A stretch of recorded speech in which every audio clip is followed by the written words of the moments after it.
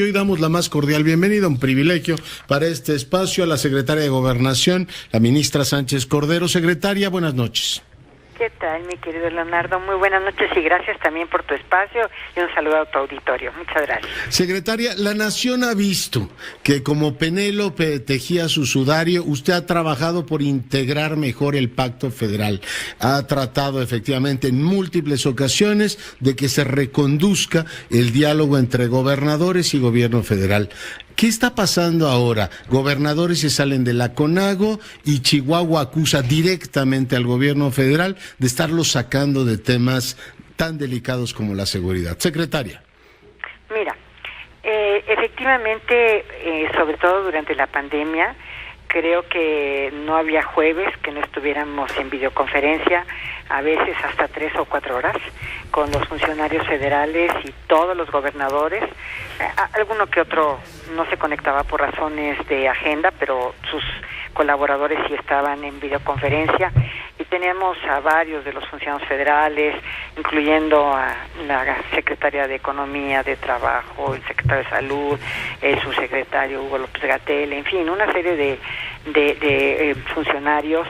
Bueno, hasta turismo tuvimos, porque el turismo era una de las cuestiones más delicadas por algunos de los puntos de turismo más importantes en Cancún, o sea, el gobernador de Quintana Roo también, obviamente Los Cabos, en fin, Puerto Vallarta, etcétera. Entonces sí teníamos una comunicación, yo te diría, fluida, armónica, porque sí a veces había alguna ocasión que hubo algún tema ahí con la petición de renuncia de López-Gatell. ¿Cumplió usted siempre, me lo han dicho todos los gobernadores, una función reconstructiva del diálogo? Exactamente. Entonces tuvimos, inclusive cuando los aliancistas, los que se autodenominan aliancistas de la Alianza Federalista, anunciaron formalmente que se salían de la CONAGO. Curiosamente, al día siguiente teníamos otra videoconferencia con los funcionarios federales, y a todos los convoqué por parte de la Secretaría de Gobernación. Se convocaron a todos y estuvieron incluso algunos de ellos conectados, como Tamaulipas o Nuevo León. Entonces, ahí el tema, pues es un tema en donde estamos y tenemos que estar todos. Yo en el Senado de la República el día de ayer hice un reconocimiento a todos los gobernadores, pues porque todos hicieron un enorme esfuerzo en materia de pues darles atención a su población por la pandemia. Entonces, el hecho que se hayan salido estos gobernadores de la CONAGO, en realidad, pues yo, en mi opinión muy personal, más que afectar al gobierno federal o ser una especie de contrapeso, como ellos dicen, de la CONAGO, lo cierto es que la CONAGO es una asociación civil, no está en ley. Se formaron ellos en el 2001, me parece, en la época de Vicente Fox, precisamente para tener una unión de gobernadores y tener una fortaleza para el diálogo con el gobierno federal. Esa fue realmente su posición cuando ellos se reunieron, pero se reúnen individualmente, como en cualquier asociación civil, Leonardo, a la que pertenezcamos algunos de nosotros, pues sabemos perfectamente que individualmente nos podemos retirar cuando así individualmente. Pero me pareció descorazonador, secretaria Sánchez Cordero, que esto ocurriera después de la reunión de San Luis Potosí con el presidente. Llámeme ingenuo si quiere, pero yo creía que ese era como el gran evento de la República, después de todos estos elementos sanitarios, todos los problemas que hemos tenido.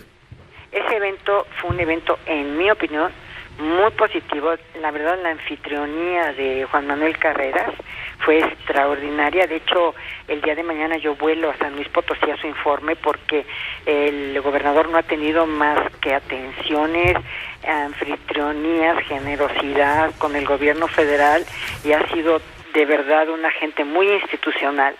Pero lo que aconteció fue que después de esa reunión, cuando el mismísimo secretario de Hacienda puso sobre la mesa y les ofreció que se reunirían todos los secretarios de finanzas para ver y analizar pues la ley de coordinación fiscal, en fin, todas las transferencias federales, en fin, todo lo que ellos estaban planteando, sí, que él, y es más, la semana pasada les habló para hacer ya estas reuniones, no, se los ofreció, inclusive el mismísimo presidente dijo, no se descarta la posibilidad de una convención nacional hacendaria, sí, ¿no? Pues al día siguiente dijo, sí, a ellos no les apareció suficiente ellos yo creo que ya lo tenían pensado desde antes, pero no les pareció suficiente la reunión que se tuvieron con todos los secretarios de Estado. Todos los secretarios de Estado fueron, Te quiero decir que no sé si recordarás, pero el presidente me dio instrucciones de que invitara a todos los secretarios de Estado por si los gobernadores... Sí, el titular de la UE, fueron todos, ¿no? Para ver todas las materias.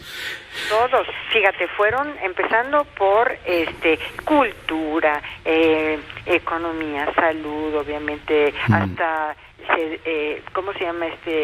Saber, todos estuvieron ahí presentes, todos los secretarios de Estado, sí, por si alguno de los gobernadores tendría algún tema que en ese momento pudiera tratar con algún secretario de Estado. Imagínate, o sea, fuimos todos los secretarios de Estado para ver a todos los gobernadores. Digo, más enorme y productiva la reunión y que pudiera haber sido esta, pues fue increíble. Y Juan Manuel muy bien, la verdad. Sí. Pero al día siguiente... Les pareció poco, dijeron que ese formato de diálogo no servía, lo cual es triste, ya más allá de quién sea el responsable o no. Le pregunto sobre el caso de Chihuahua. Hay dos asuntos que me inquietan mucho, pues son temas, digamos, uno es un compromiso internacional que tenemos con Estados Unidos, el presidente ha dicho, creo que tiene razón, el Estado mexicano debe cumplir con eso y Chihuahua forma parte del Estado mexicano.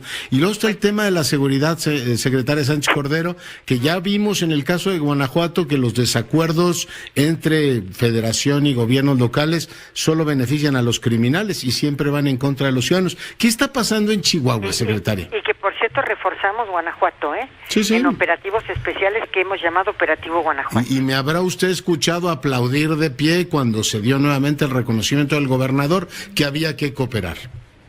Exactamente. ¿Pero qué está pasando en Chihuahua ahora? ¿Qué pasó? Mira, yo te platico un poquito rápidamente porque sé que el tiempo en radio es muy escaso, pero te platico rápidamente. Desde el 3 de diciembre del año pasado, y rescata por favor el boletín de prensa, porque fue un boletín importante, estuvieron en gobernación los gobernadores del norte, precisamente los que debían de cumplir con el Tratado Internacional de Aguas, porque nos tocaba este quinquenio, o sea, este año, darle el agua. Cada 5 años se la damos a Estados Unidos. Sí. Nosotros nos quedamos con, digamos, nos dan, ¿qué te diré?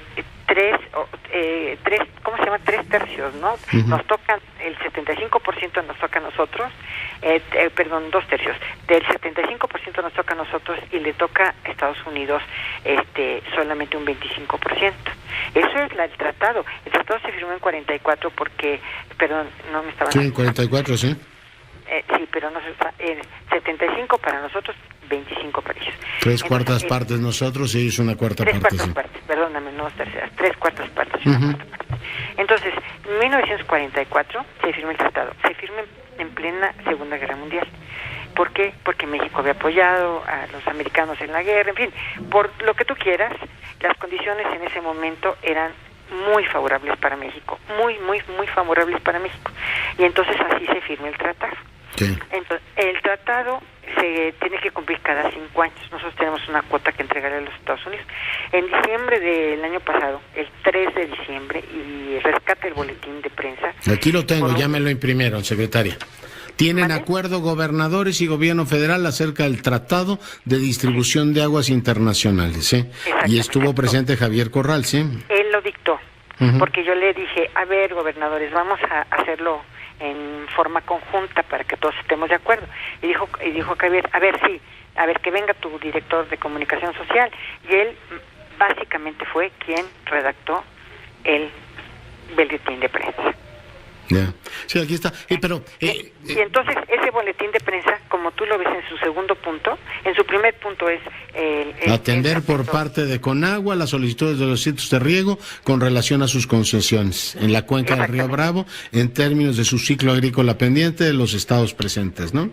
Y luego el segundo, que es estricto y obligatorio el cumplimiento, ¿sí? obligatorio el cumplimiento, y todos estuvieron presentes, y todos acordamos esto que está en este boletín de prensa. Entonces, ¿y la Federación siente que Corral o Chihuahua no está cumpliendo con una parte? A ver, si me permites, primero, el agua es una competencia federal. Eso es competencia federal. Segundo, las instalaciones de las presas son instalaciones estratégicas y de seguridad nacional. Entonces, estas dos cosas son bien importantes para que se les quede claro. Y además, el Estado mexicano es el que cumple los tratados, no es ni siquiera el gobierno, ni la Federación, ni los estados. Es el Estado mexicano porque es un tratado internacional. Es un compromiso ineludible, ¿no? Es un compromiso ineludible. Entonces resulta de que empezaron a hacer estos movimientos en contra de la Guardia, haciendo bloqueos a la presa, en fin, todo lo que hemos visto en los medios de comunicación. Y el gobernador dijo y decidió, o quiso decirle a la Federación que la Guardia Nacional ya no estuviera en la presa, que ya no resguardara las instalaciones. Pero él no es quien para darle órdenes a la Guardia, ¿no? En primer lugar, y en segundo lugar, son instalaciones estratégicas de seguridad nacional, y la Guardia Nacional está para resguardar instalaciones estratégicas. O sea, a ver, y dice que salga la Guardia Nacional de las presas y que mejor venga a atender el tema delictivo y que deje de estar resguardando las presas. Pero digo, con todo respeto podría decir misa, no es su competencia, pero romper el diálogo en seguridad por eso, secretaria, sí llama mucho la atención. A ver, entonces, bueno, ahí hubo una serie de cuestiones que seguramente tendrá más información el secretario de Seguridad Pública en estas reuniones de seguridad, pero lo que sí fue un hecho es que él quiso que se retirara la Guardia y que no se sacara el agua de la presa La Boquilla. Yeah. Pues hay una tensión enorme que espero que por lo menos los dos asuntos se resuelvan favorablemente. Secretaria, dígame. Yo creo que sí, porque yo creo que estamos en un diálogo permanente. Yo en lo personal he estado en un diálogo permanente inclusive esta semana estuvimos con los diputados y los congresistas, los diputados y los alcaldes de los congresistas del estado de Chihuahua y del PRI. Sí, abrieron la mesa y con alcaldes, pero oí furioso, secretaria, ¿cómo se llama? Javier Corral, diciendo, el presidente nos quiere someter a todos y yo no me voy a dejar. Supongo que no es el mejor contexto para un diálogo, ¿no? Pero, pues, ¿usted ha hablado con él a lo largo del día? Yo no sé por qué lo dice, te voy a decir por qué. Información, fíjate, es confianza. Yo creo que información es confianza. ¿Qué les dijimos a estos alcaldes y qué les dijimos a estos diputados? Que venían un poco desinformados. Entonces estuvimos con Conagua, estuvimos con el representante de Relaciones Exteriores. Les estuvo explicando el representante de Relaciones Exteriores el contexto internacional. Conagua les explicó técnicamente, porque si no había solves, si había solves, y cuánto realmente tenía la presa de agua, con cuánto no, cuánto se iba a quedar, cuánto se iba a dar. Una serie de explicaciones técnicas que se fueron con mucha información y se fueron con mucha confianza. Lo que pidieron es que Conagua acompañara, porque vino la secretaria del Ayuntamiento de Conchos, que acompañara a Conagua a la población a ver exactamente, físicamente, los asolves, físicamente el volumen, eso es lo que pidieron. O sea, información. ¿Para qué? Porque la información genera la confianza. Comprendo. Y yo creo que tenemos que seguir dándoles información muy precisa a varios alcaldes también de Morena, a diputados, en fin, a los del PT, a los de Morena, para sentarnos a informar. Claro, y que es un compromiso nacional, del Estado mexicano, y que lo tenemos que cumplir. Secretaria, permítame que le pida por favor su opinión sobre otro tema. Tengo aquí ya el proyecto de resolución del ministro Aguilar y todo el tema de la consulta. ¿Cómo ve usted este expediente, secretaria? Mira, yo te voy a decir una cosa. cómo todos los proyectos de la Corte los presenta un ministro, los presenta al Pleno de la Corte o a la Sala, en este caso seguramente será el Pleno por la materia.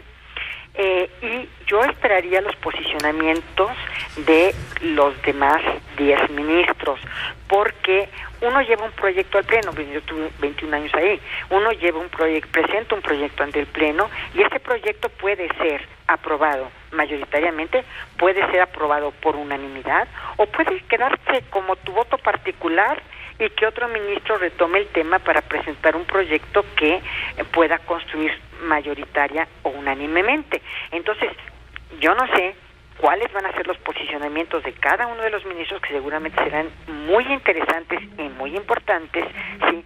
Y cómo va a resultar o resolverse ya mayoritaria, unánime o en otra forma la consulta que se le hizo al Pleno.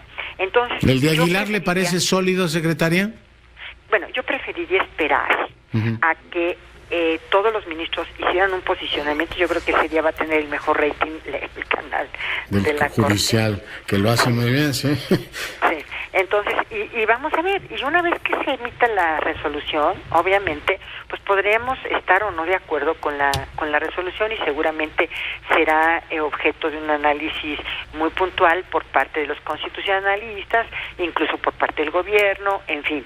Pero por lo pronto, yo sí te puedo decir, mi querido Leonardo, que yo preferiría que los ministros manifestaran sus posicionamientos y sus argumentos, cada uno de ellos, para poder tomar ya finalmente la decisión, y una vez que la conozcamos, pues realmente hablar sobre la decisión que se tomó.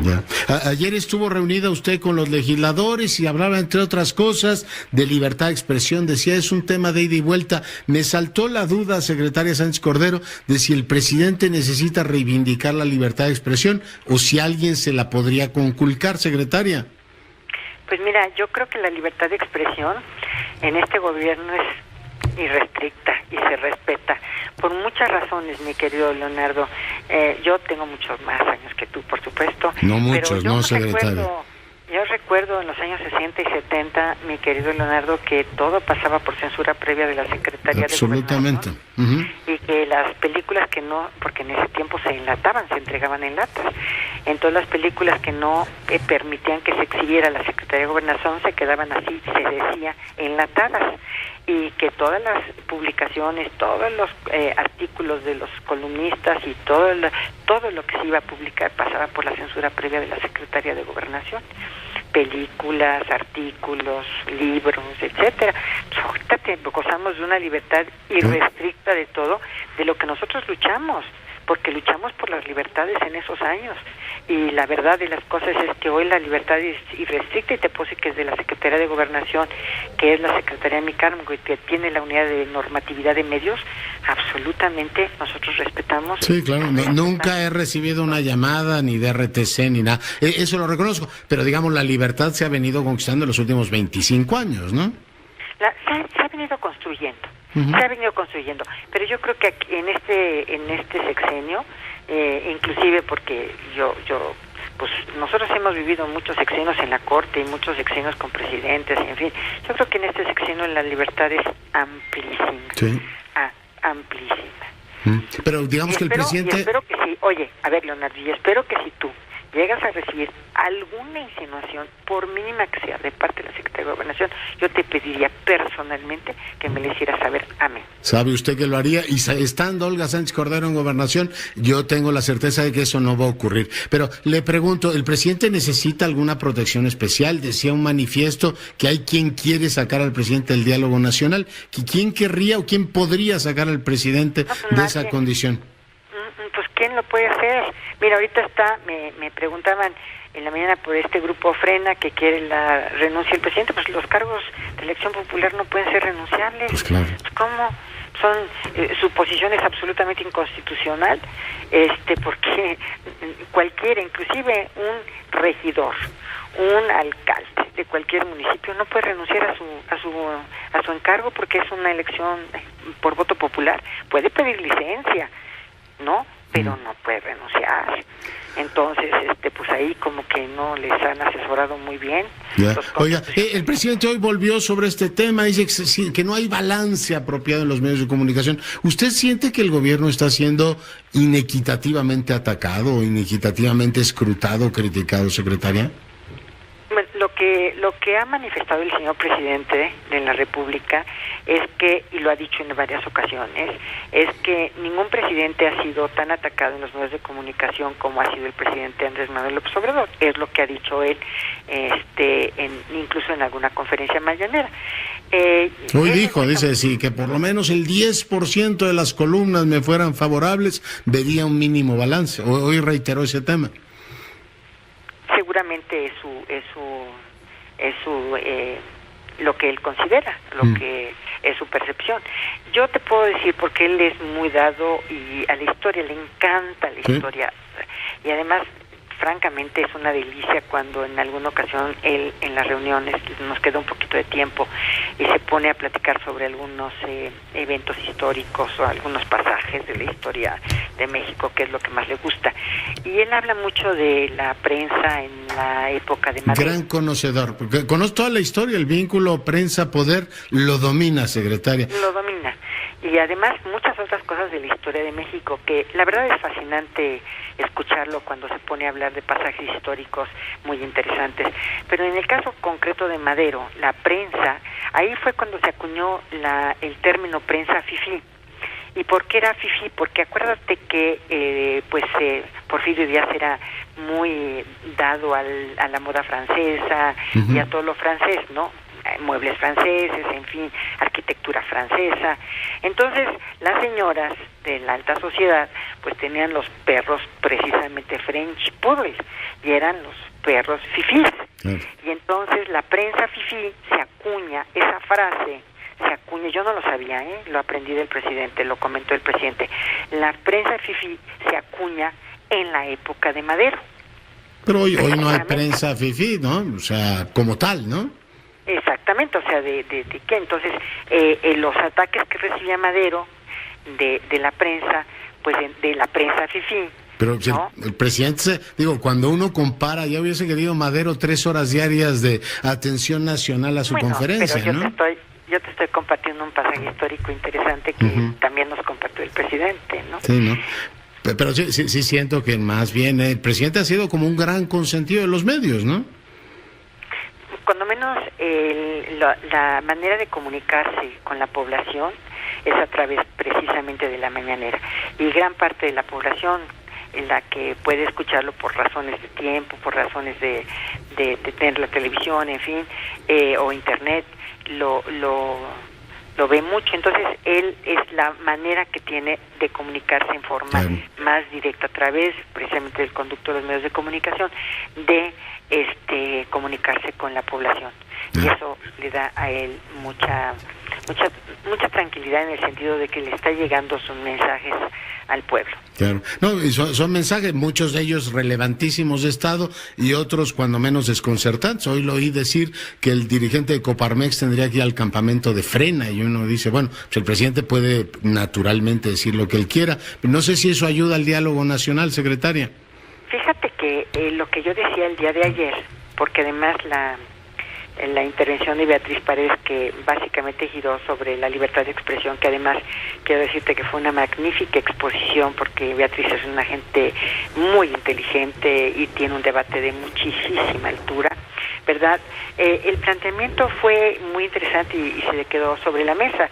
Los servidores públicos, ¿qué ejercicio de libertad de expresión podríamos tener siendo también servidores públicos? Entonces, ahí hay todo un debate, porque si bien es cierto que los servidores públicos tenemos menos resistencia al escrutinio público a través de la prensa inclusive, ¿verdad? Pero nuestra propia libertad de expresión, la nuestra, para expresarnos, Sí, claro.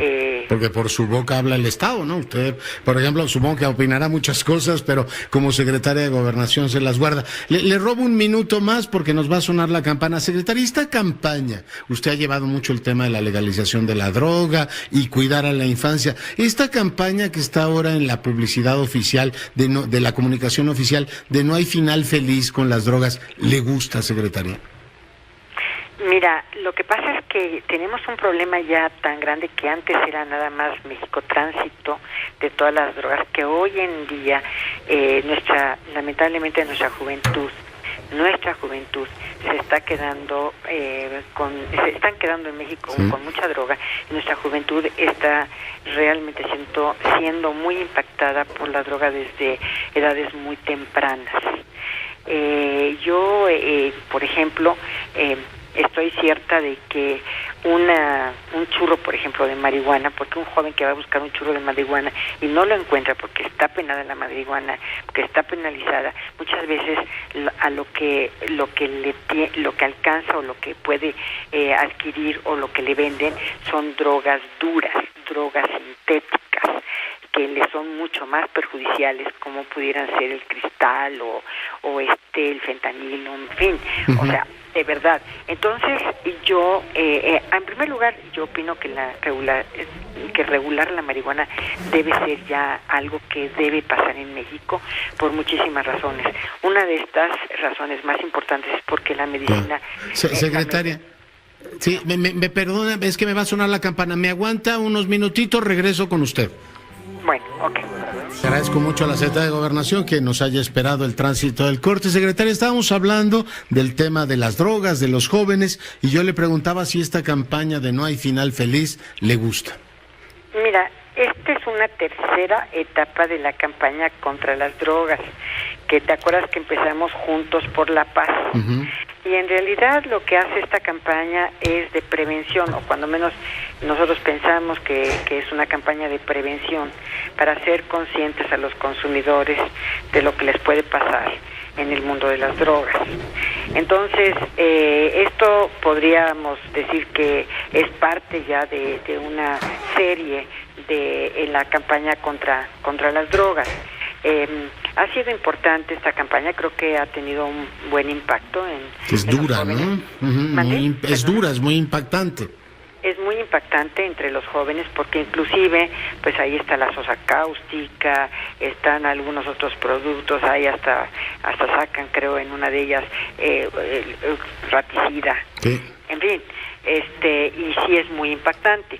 Ahora, en la regulación, que no es la despenalización, sino en la regulación de la marihuana, la ley que yo presenté antes de pedir licencia como senadora de la República, ahí está precisamente una regulación, sobre todo en el aspecto medicinal, porque creo que la marihuana ha sido toda una revelación en materia medicinal y cada día sacan más más beneficios de esta planta para las medicinas. Y también desde el punto de vista del cáñamo, creo que es un potencial industrial enorme, hasta en papel, en ropa, incluso en materiales de construcción, en energía. Y desde luego pues está la sentencia de la Corte del uso lúdico de la marihuana, en donde se establece que el libre desarrollo de la personalidad y la autonomía de la persona son los dos pilares que rigen estos derechos fundamentales de la despenalización de la marihuana. Pero más que despenalización vamos a hablar de regularla porque despenalizarla y toda la cadena anterior, entonces quiénes están penalizados, el que la produce, el que la comercializa, el que la etiqueta, el que la vende y el que la adquiere, o sea, toda esta cadena. Entonces nosotros necesitamos regularla desde la siembra, ¿no? Sí, pues todo un desafío. Secretaria, no sabe cuánto le agradezco que haya conversado esta noche con nosotros. Muchas gracias por esta oportunidad, mi querido Leonardo. Siempre para mí también es un gusto platicar contigo. Gracias, la secretaria de Gobernación, Sánchez Cordero.